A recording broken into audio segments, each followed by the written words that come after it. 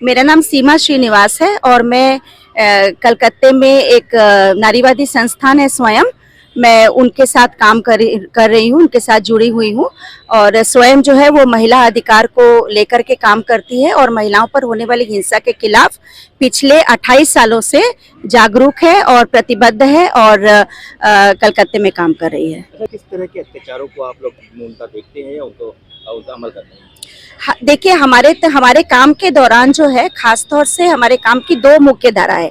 एक है कि जब महिलाएं किसी भी तरह की उनके साथ हिंसा होती है, चाहे वो परिवार के अंदर हो, चाहे उनके साथ किसी तरह की छेड़खानी हो, शायद उनके साथ किसी तरह का यौन हिंसा हुआ हो, चाहे बलात्कार हुआ हो या काम की जगह पे उनके साथ हिंसा हुई हो, हर तरह के केस को लेकर अगर महिलाएं हमारे पास आती हैं तो हम उन्हें सुरक्षा और उनकी सहायता प्रदान करने का काम करते हैं। हमारे साथ लॉयर्स जुड़े हुए हैं जो कानूनी सहायता के माध्यम से उन्हें जागरूक करते हैं और उनके अधिकारों के बारे में उन्हें सचेत करते हैं और उसके बाद अगर वो कानूनी प्रक्रिया के दौरान जा करके कानूनी लड़ाई लड़ना चाहती हैं अपने हक और अधिकार के लिए, तो उसमें पूरी तरह से स्वयं जो संस्था है उनको ये पूरी प्रक्रिया को फैसिलिटेट। तो वहाँ पे आर्थिक रूप से भी क्या आप लोग उनको मदद करते हैं पूरी कानूनी कार्रवाई करने में? हाँ, देखिए ऐसा है कि हमारे यहाँ पे अगर कोई महिला पूरी तरह से जिनके पास रिसोर्स पुअर हैं, एकदम ही वो जिसको समाज कहता है निम्न वर्ग से आती हैं और पैसे की असुविधा है उनको, तो पूरी तरह से स्वयं उनको सपोर्ट करती है कानूनी कार्यवाही में। हम वैसे भी जिस तरह की कानूनी सहायता देते हैं उसमें हम कोई पैसे नहीं लेते हैं। कोई महिला को हम अगर काउंसलिंग सपोर्ट देते हैं उनसे हम कोई पैसा नहीं लेते हैं, लेकिन अगर कोई महिला कानूनी कार्रवाई के दौरान भी, अदालती कार्रवाई के दौरान भी अगर किसी तरह की आर्थिक मदद चाहती है तो हम उनको सपोर्ट करते हैं। आपकी जो संस्था है कलकत्ता में या पूरे भारतवर्ष में? जी, हमारी कलकत्ता में बेस्ड है, किंतु हमारा राष्ट्रीय स्तर पर और अंतर्राष्ट्रीय स्तर दोनों स्तर पे अन्य संस्थाओं के साथ जुड़ करके और सॉलिडारिटी के साथ नेटवर्क के थ्रू हम लोग काम करते हैं। अगर कोई पीड़ित आपसे मदद मांगना चाहता है वो किस तरह से संपर्क करेगा? कोई नंबर या मिलेगा? हमसे संपर्क कर सकते हैं। हमारा फोन नंबर लैंडलाइन है 03324863367 और हमारा ईमेल है swayam@swayam.info। ये हमारा ईमेल आईडी है, वहाँ पे महिलाएं लिख सकती हैं, संपर्क कर सकती हैं और किसी भी तरह की उनको मदद चाहिए, परेशानी के बारे में चर्चा कर सकते हैं। अच्छा, कोई ट्रैवलिंग में किसी काम पे आउटिंग में गए हैं किसी काम से, बस में ट्रेन में एक साथ जा रहे हैं, अगर उस जगह पे उनसे किसी तरह से बातों के माध्यम से छेड़खानी होती है, वो भी अपराध की श्रेणी में आता है? बिल्कुल आता है। देखिए, कार्यस्थल पर होने वाली जो महिलाओं के साथ जो हिंसा है उसकी रोकथाम के लिए जो कानून बना है 2013 में, उसके अनुसार हम लोग एक इनफॉर्मल वर्क प्लेस है और एक फॉर्मल वर्क प्लेस है। जो संगठित जो फॉर्मल वर्क प्लेस है वो तो ऑफिस है, वहाँ पे 10 लोग से ज्यादा कर्मी काम करते हैं, वहाँ पे होने वाली हिंसा जो होती है उसके बारे में रिपोर्ट कर सकते हैं।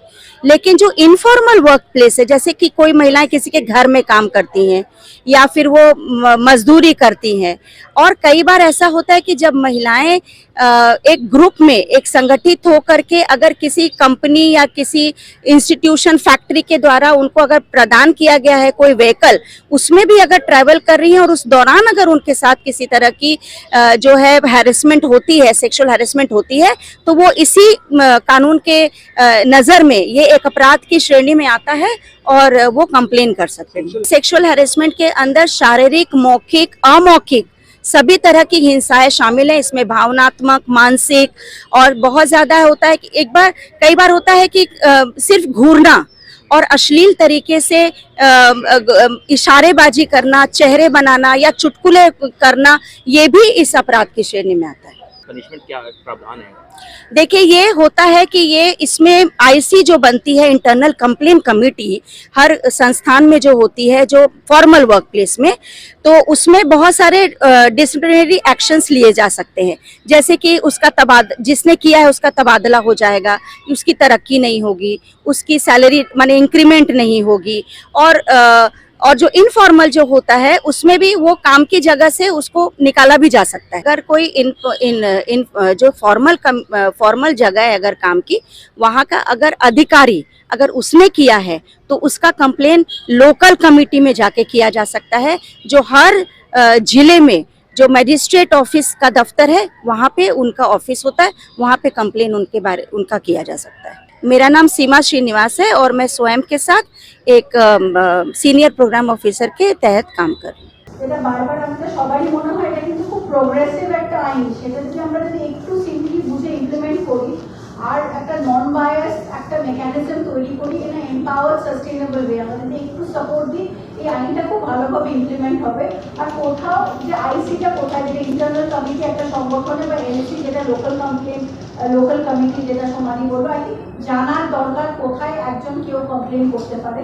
আর আলটিমেটলি আমাদের বুঝতে হবে যে we are still living in unequal or inequal society, যেখানে মেয়েদের কিন্তু এখনো ডিসক্রিমিনেট করা হচ্ছে। সো কোথাও কিন্তু সেন্সিটাইজেশন আর অ্যাওয়ারনেসের খুব দরকার আছে। কমপ্লেন এসছে আমাদের কাছে একজন মহিলা, আমরা খুব অসহায় বোধ করছি। কেন?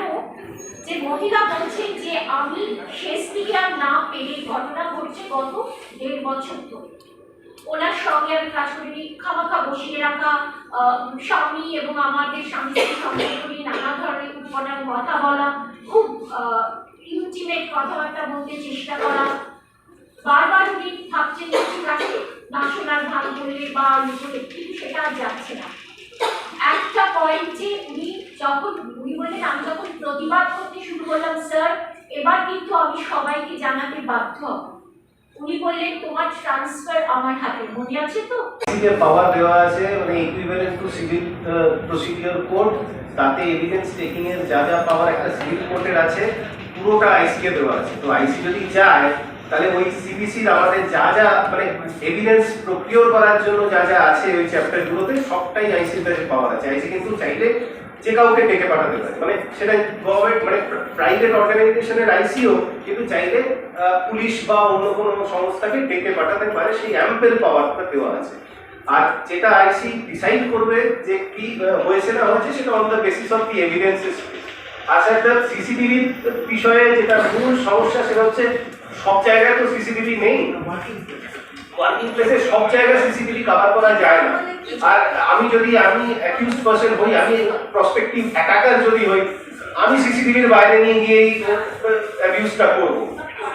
এক্স্যাক্টলি, হ্যাঁ। তো সিসিটিভির বিষয়টাও যেখানে আছে সেখানে, মানে ধরুন আমি একটা এক্সাম্পল দিচ্ছি, আমি সিসিটিভিতে দেখা যাচ্ছে যে ভদ্রমহিলা একটা রুমে ঢুকলেন, কমপ্লেনটা হলো যে ওই রুমে ঢোকার পর কিছু একটা হয়েছে।